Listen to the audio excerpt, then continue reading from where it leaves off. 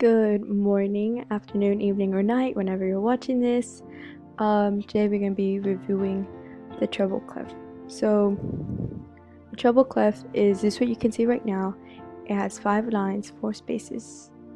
And the note we're going to start off with is going to be the treble clef, that's the sign. We're going to start off with C. Preferably, if you're going to learn these in English, I would personally choose how to learn them with the letters and not the other do, re, mi, fa, sol and everything. So here we start off with C, and the next one is D.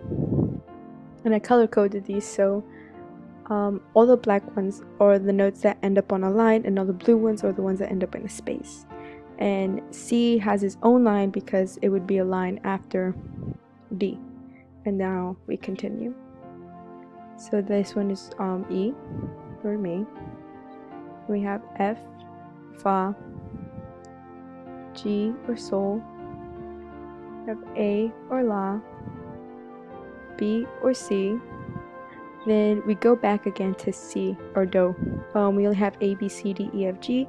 So once we go through all of them, we start all over again. So right after G, it would be A, and we keep on going.